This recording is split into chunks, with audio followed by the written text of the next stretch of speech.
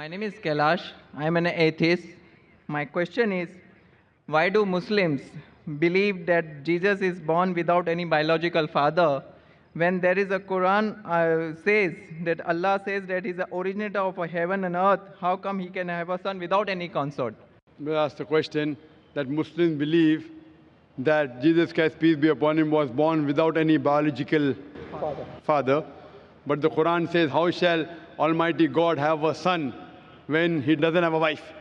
As far as the miracle of Isa alayhi salam, Quran says in Surah Al-Imran chapter 3 verse number 47, when Maryam alayhi salam says, Mother Mary, that how shall I have a son when no man has touched me? The reply comes back, Angel Gabriel, فَإِذَا قَضَى أَمْرًا فَإِنَّمَا يَقُلْ فَيَكُونُ. When Allah decrees a matter, He just said to it, be, and it is. Similarly, in Surah Al-Imran chapter 3 verse number 59, Allah says, إِنَّ مَثَلَ إِيسَى إِنَّ اللَّهِ كَمَثَلِ آدَمَ خَلَقَ مِن تُرَابٍ ثُمَّ قَالَ لَهُ كُن فَيَكُونُ. The similitude of Jesus in front of Allah is like Adam, that he was created from dust and said be, and it was. So what we realize, that Almighty God, normally by nature, human beings are born by mother and father. But to show the power of Allah, that He can create even without a father, the example is Isa alayhi salam. Another miracle Allah did, created a human being without mother or father, that is Adam, peace be upon him.